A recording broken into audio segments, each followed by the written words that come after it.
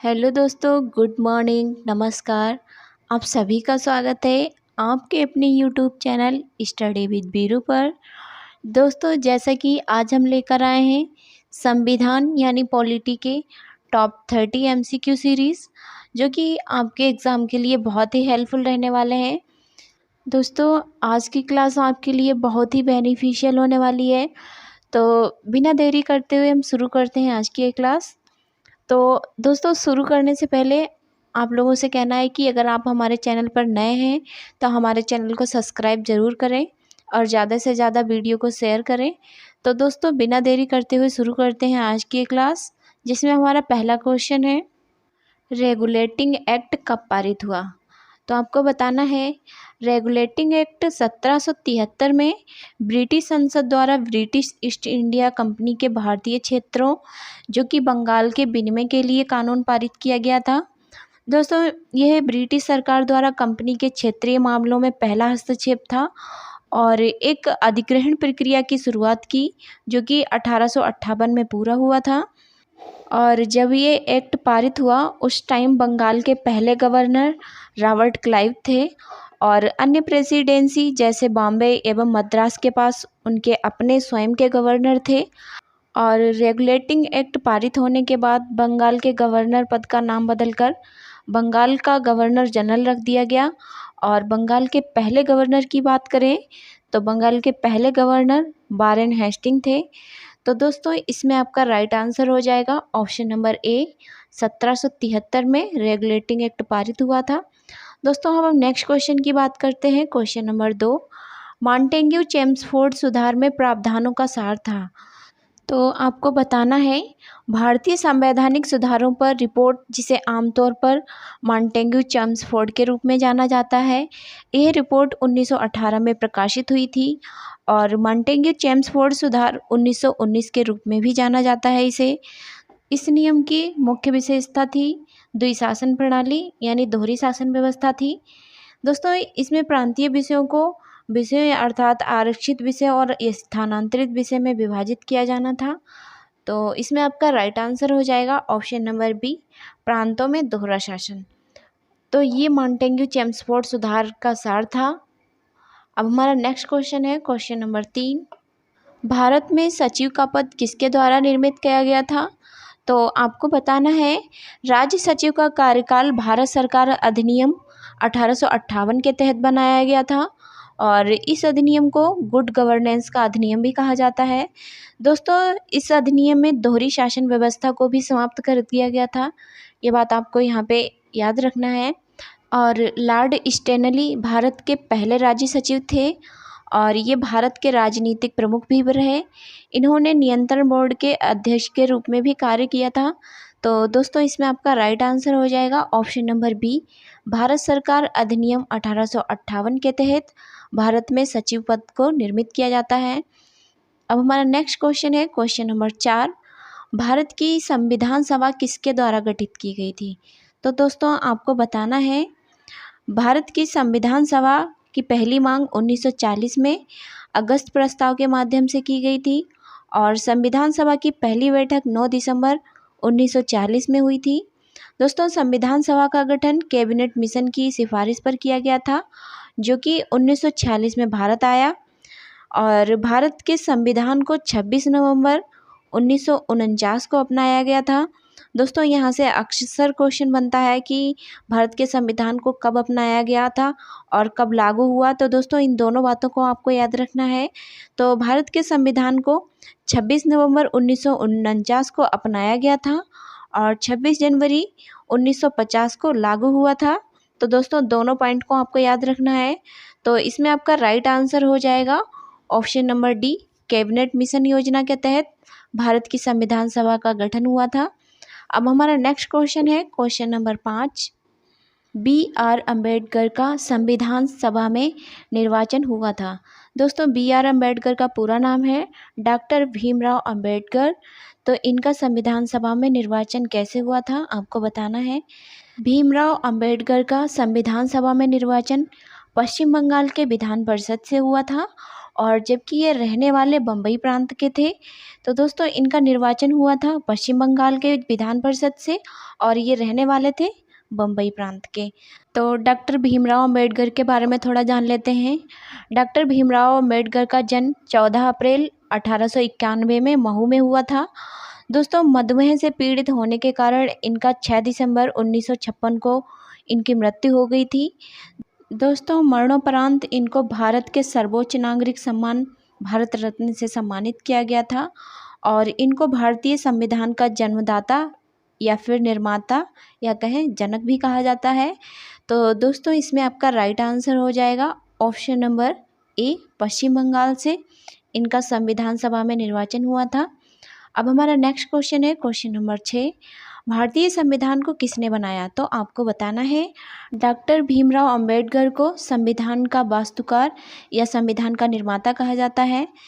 दोस्तों संविधान का मसौदा 165 दिनों में तैयार किया गया था, जिसमें 389 सदस्यीय असेंबली ने लगभग 3 वर्ष का समय लिया था और डॉक्टर सच्चिदानंद संविधान सभा के पहले अध्यक्ष थे और ये अस्थायी अध्यक्ष थे, जिसमें डॉक्टर राजेंद्र प्रसाद इसके स्थायी अध्यक्ष चुने गए थे।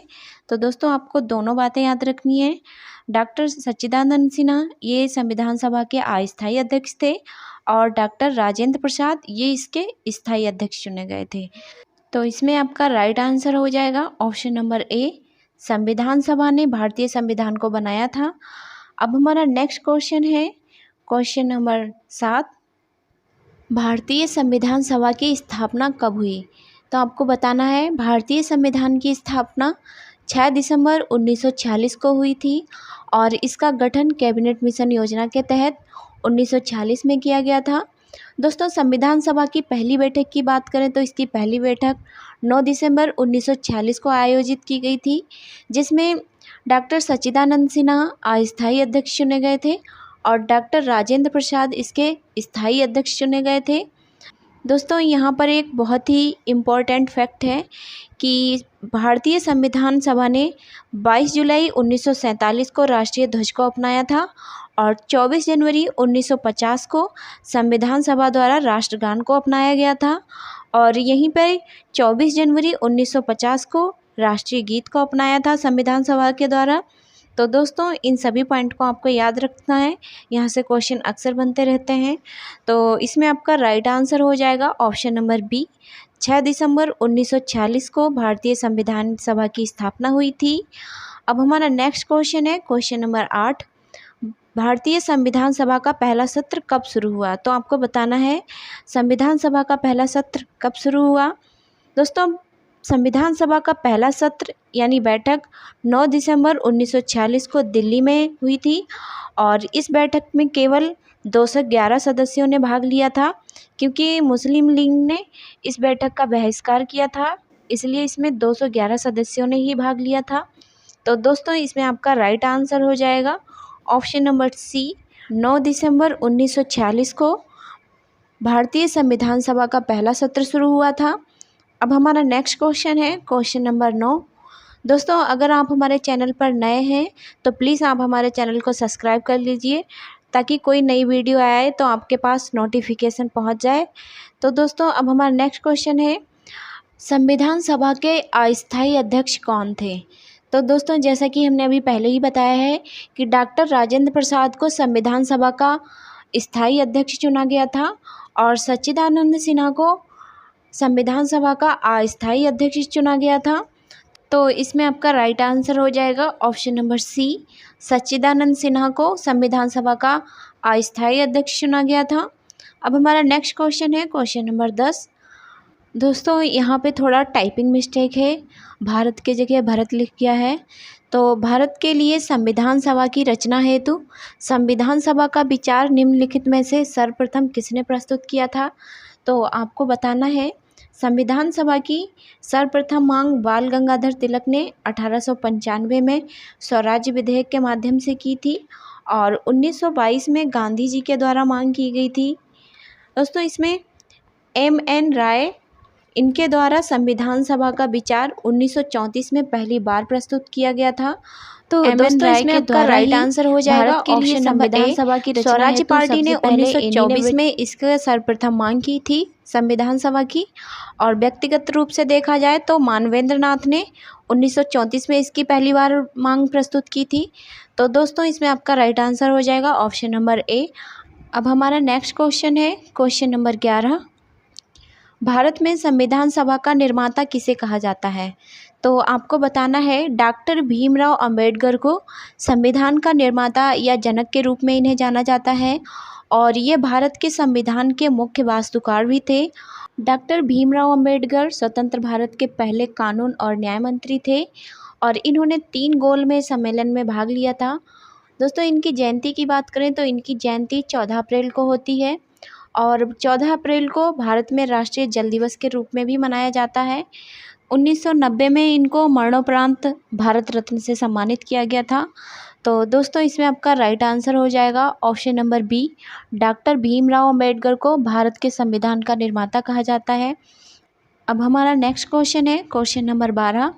42वें संविधान संशोधन द्वारा संविधान की उद्देशिका में कौन से शब्द जोड़े गए? तो आपको बताना है 42वें संविधान संशोधन के अधिनियम को लघु संविधान के नाम से भी जाना जाता है। ये आपको याद रखना है कि 42वें संविधान संशोधन को लघु संविधान के नाम से भी जाना जाता है। दोस्तों 42वें संविधान संशोधन के दौरान संविधान की उद्देशिका या कहें प्रस्तावना में समाजवादी, धर्मनिरपेक्ष और अखंडता ये शब्द जोड़ दिए गए थे। तो आपको ये याद रखना है कि 42वें संविधान संशोधन में समाजवादी, धर्मनिरपेक्षता और अखंडता ये शब्द जोड़े गए थे, और 42वें संविधान संशोधन के दौरान ही नागरिकों के लिए 10 मौलिक कर्तव्य भी जोड़ दिए गए थे। तो ये भी आपको याद रखना है कि मौलिक कर्तव्य संविधान में कब जोड़े गए, तो आपको बताना है 42वें संविधान संशोधन के दौरान। तो इसमें आपका राइट आंसर हो जाएगा ऑप्शन नंबर सी, समाजवादी, धर्मनिरपेक्ष ये शब्द आपके 42वें संविधान संशोधन के दौरान जोड़े गए थे। अब हमारा नेक्स्ट क्वेश्चन है क्वेश्चन नंबर 13। समाजवाद का अर्थ क्या है? तो आपको बताना है समाजवाद का अर्थ क्या है। दोस्तों समाजवाद का अर्थ है सामाजिक न्याय। तो इसमें आपका राइट आंसर हो जाएगा ऑप्शन नंबर सी, समाज का अर्थ है सामाजिक न्याय। अब हमारा नेक्स्ट क्वेश्चन है क्वेश्चन नंबर 14। विश्व का सबसे बड़ा लिखित एवं सर्वाधिक व्यापक संविधान किस देश का है? तो आपको बताना है भारत का संविधान दुनिया के सभी देशों में भारत का संविधान सबसे व्यापक और सबसे बड़ा लिखित संविधान है, जिसमें 12 अनुसूचियाँ और 25 भाग 470 अनुच्छेद हैं। लेकिन मूल संविधान में 8 अनुसूचियाँ और 395 अनुच्छेद थे। तो आपको याद रखना है कि वर्तमान में 470 अनुच्छेद हैं और 12 अनुसूची हैं, और मूल संविधान की बात करें तो उसमें 8 अनुसूची थी और 395 अनुच्छेद थे। तो आपको दोनों पॉइंट याद रखने हैं। नेक्स्ट हम देखें, ब्रिटेन के संविधान को विश्व के संविधान की जननी कहते हैं। ये बात आपको याद रखना है कि विश्व के संविधान की जननी किसे कहते हैं, तो ब्रिटेन के संविधान को कहते हैं। दोस्तों भारत के मूल संविधान को मूल रूप से अंग्रेजी में लिखा गया था, और इसे प्रेम बिहारी रायजादा ने पूरे संविधान को अपने हाथों से लिखा था। ये बात भी आपको याद रखनी है। तो इसमें आपका राइट आंसर हो जाएगा ऑप्शन नंबर बी, विश्व का सबसे बड़ा और लिखित संविधान भारत का है। तो अब हम नेक्स्ट क्वेश्चन की बात करते हैं क्वेश्चन नंबर 15। भारतीय राजनीतिक व्यवस्था में इनमें से कौन सर्वोच्च है? तो आपको बताना है भारतीय राजनीतिक व्यवस्था में संविधान को सर्वोच्च माना गया है, और भारतीय संविधान को वकीलों का स्वर्ग भी कहते हैं। ये बात आपको याद रखना है। तो दोस्तों इसमें आपका राइट आंसर हो जाएगा ऑप्शन नंबर बी, भारतीय राजनीतिक व्यवस्था में संविधान को सर्वोच्च माना गया है। अब हमारा नेक्स्ट क्वेश्चन है क्वेश्चन नंबर 16। भारतीय संविधान में शामिल नीति निर्देशक सिद्धांत किसके संविधान से प्रेरित हैं? तो आपको बताना है राज्य के नीति निर्देशक सिद्धांत के विचार को 1937 में आयरलैंड के संविधान से लिया गया है। तो आपको याद रखना है ये कि नीति निर्देशक सिद्धांत कहाँ से लिए गए, तो वो बताना है आपको आयरलैंड से। दोस्तों भारतीय संविधान के भाग 4 में अनुच्छेद 36 से 51 तक राज्य के नीति निर्देशक सिद्धांतों का उल्लेख है। तो आपको यहाँ भी याद रखना है ये पॉइंट कि भारतीय संविधान के भाग 4 में अनुच्छेद 36 से 51 तक नीति निर्देशक सिद्धांतों का उल्लेख किया गया है। दोस्तों मूल कर्तव्य की बात करें तो मूल कर्तव्य आपके रूस से लिए गए हैं, मौलिक अधिकार अमेरिका से लिए गए हैं और प्रस्तावना की भाषा की बात करें तो ये आपके ऑस्ट्रेलिया से ली गई है, ऑस्ट्रेलिया के संविधान से ली गई है। तो आपको इन बातों को याद रखना है। तो इसमें आपका राइट आंसर हो जाएगा ऑप्शन नंबर डी, आयरलैंड। तो भारतीय संविधान में नीति निर्देशक सिद्धांत आयरलैंड से लिए गए हैं। अब हमारा नेक्स्ट क्वेश्चन है क्वेश्चन नंबर 17।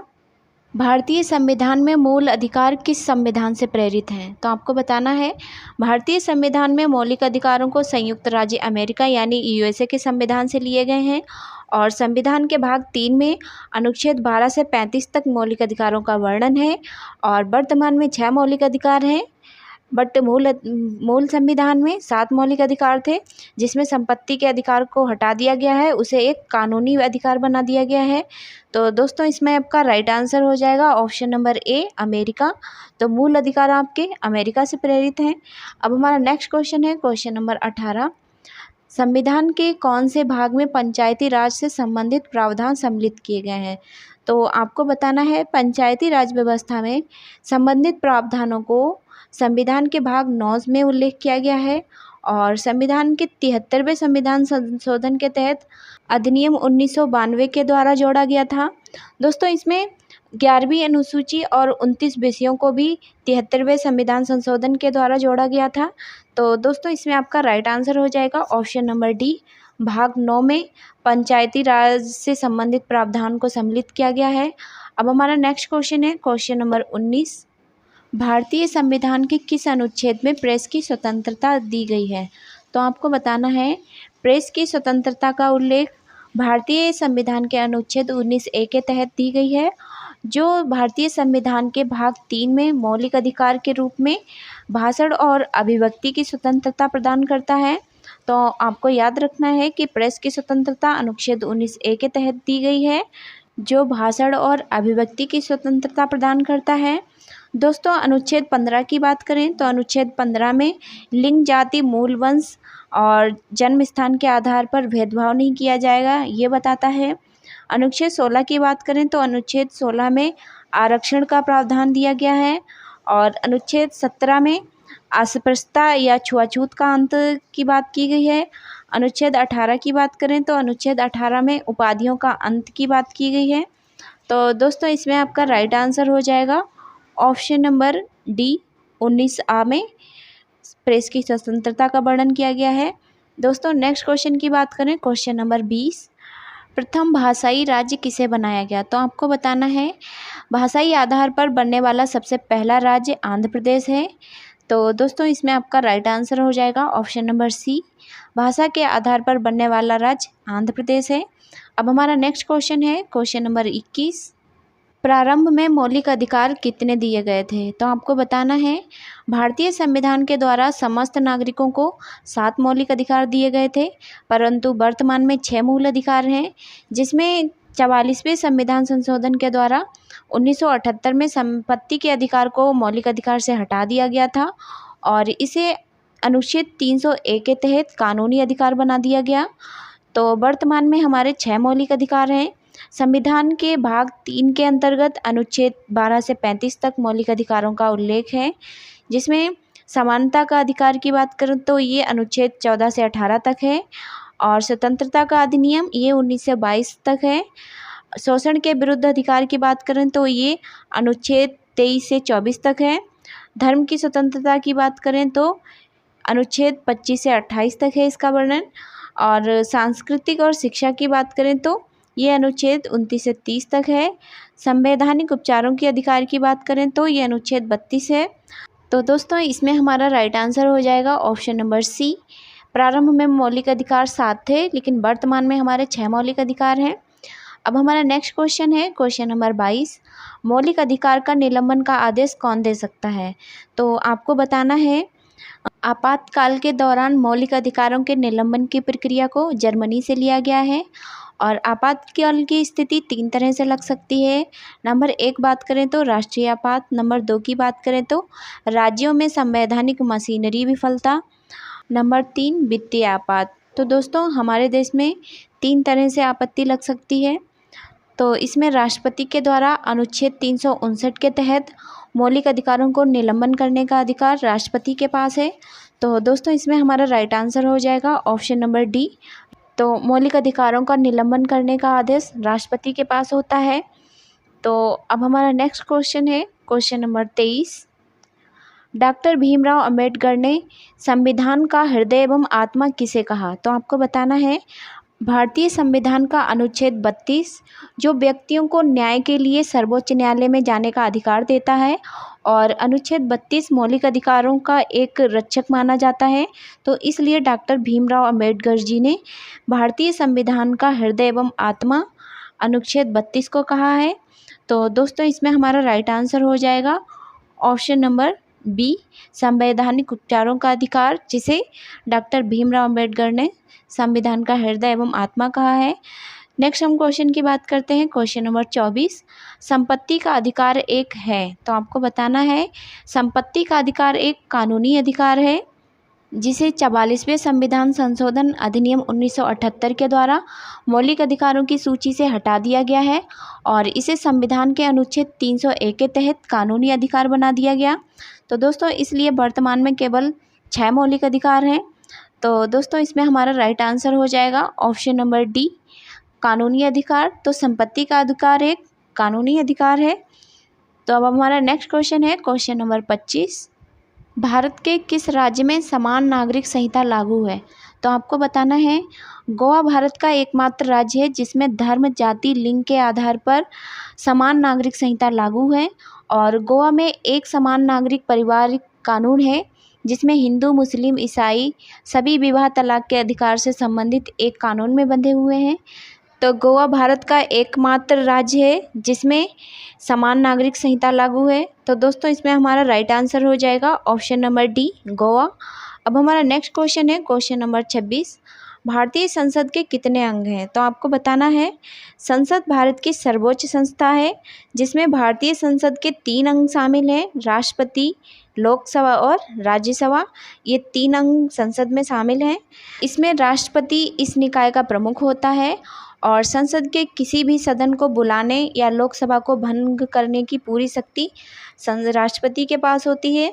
तो दोस्तों इसमें आपका राइट आंसर हो जाएगा ऑप्शन नंबर सी, भारतीय संसद के 3 अंग होते हैं। अब हमारा नेक्स्ट क्वेश्चन है क्वेश्चन नंबर 27।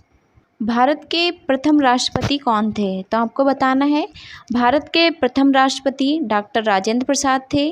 दोस्तों भारत की प्रथम महिला राष्ट्रपति की बात करें तो भारत की प्रथम महिला राष्ट्रपति प्रतिभा सिंह पाटिल थी और भारत के पहले उपराष्ट्रपति की बात करें तो पहले उपराष्ट्रपति डॉक्टर सर्वपल्ली राधाकृष्णन थे। भारत की प्रथम महिला प्रधानमंत्री की बात करें तो भारत की प्रथम महिला प्रधानमंत्री इंदिरा गांधी थी और उत्तर प्रदेश की प्रथम महिला राज्यपाल की बात करें तो सरोजिनी नायडू थी और उत्तर प्रदेश की प्रथम महिला मुख्यमंत्री की बात करें तो प्रथम महिला मुख्यमंत्री थी उत्तर प्रदेश की सुचेता कृपलानी। तो दोस्तों इसमें आपका राइट आंसर हो जाएगा option number B, doctor Rajendra Prasad Bharat के प्रथम राष्ट्रपति थे। दोस्तों वर्तमान में भारत की प्रधानमंत्री कौन है? तो द्रौपदी मुर्मू जी हैं। तो आपको याद रखना है। अब हमारा नेक्स्ट क्वेश्चन है क्वेश्चन नंबर 28। राज्यसभा में सीटों की अधिकतम संख्या कितनी हो सकती है? तो आपको बताना है भारतीय संविधान के अनुच्छेद 80 में निर्धारित किया गया है कि राज्यसभा में अधिकतम सीटों की संख्या 250 तक होगी जिसमें 12 राष्ट्रपति द्वारा मनोनीत किए जाते हैं और 238 राज्यों के द्वारा और 2 केंद्र शासित प्रदेशों के माध्यम से ये किए जाते हैं। तो दोस्तों इसमें आपका राइट आंसर हो जाएगा ऑप्शन नंबर ए, राज्यसभा में सीटों की अधिकतम संख्या 250 तक हो सकती है, इससे ऊपर नहीं हो सकती। अब हमारा नेक्स्ट क्वेश्चन है क्वेश्चन नंबर 29। राज्यसभा के सदस्यों का कार्यकाल कितने वर्ष होता है? तो आपको बताना है राज्यसभा के लिए चुने गए सदस्यों का कार्यकाल 6 वर्ष होता है। हालांकि हर दूसरे वर्ष में 1/3 सदस्य सेवानिवृत्त हो जाते हैं और नए सदस्य आ जाते हैं। तो इस प्रकार कभी सदन खाली नहीं होता। दोस्तों इसी कारण इसे स्थायी सदन भी कहा जाता है और राज्यसभा एक स्थायी सदन है, इसका कभी भी विघटन नहीं होता है, तो इसीलिए इसे स्थायी सदन कहा गया है। तो दोस्तों इसमें आपका राइट आंसर हो जाएगा ऑप्शन नंबर बी 6 वर्ष। तो राज्यसभा के सदस्यों का कार्यकाल होता है 6 वर्ष और लोकसभा के सदस्यों का कार्यकाल होता है 5 वर्ष, तो आपको याद रखना है। अब हमारा नेक्स्ट क्वेश्चन है क्वेश्चन नंबर 30, जो कि आज का लास्ट क्वेश्चन है। लोकसभा में अधिकतम सदस्य संख्या कितनी हो सकती है? तो आपको बताना है लोकसभा में अधिकतम सदस्य संख्या कितनी हो सकती है। भारत के संविधान में अनुच्छेद 81 के तहत कहा गया है कि लोकसभा में अधिकतम सदस्यों की संख्या 552 तक निर्धारित की गई है, इससे ज़्यादा नहीं हो सकती। तो दोस्तों इसमें आपका राइट आंसर हो जाएगा ऑप्शन नंबर डी 552 लोकसभा में अधिकतम सदस्यों की संख्या हो सकती है। तो इसमें हमारा राइट आंसर हो जाएगा ऑप्शन नंबर डी। तो दोस्तों ये था हमारा आज का लास्ट क्वेश्चन। तो दोस्तों आपको बताना है कैसी लगी आज की ये क्लास। दोस्तों अगर आपको पसंद आई है तो अपने फ्रेंड्स लिस्ट में ज़्यादा से ज़्यादा शेयर करें और लाइक सब्सक्राइब करें। दोस्तों अगर आप हमारे चैनल पर नए हैं तो हमारे चैनल को सब्सक्राइब ज़रूर करें और दोस्तों हमारी वीडियो को ज़्यादा से ज़्यादा शेयर करें। दोस्तों यूँ ही अपना प्यार सपोर्ट बनाए रखें। तो दोस्तों मिलते हैं नेक्स्ट वीडियो में, जब तक के लिए पढ़ते रहिए, मस्त रहिए, खुश रहिए और अपने माँ बाप का नाम रोशन करते रहिए। तो दोस्तों जय हिंद, जय Bharat, thank you so much.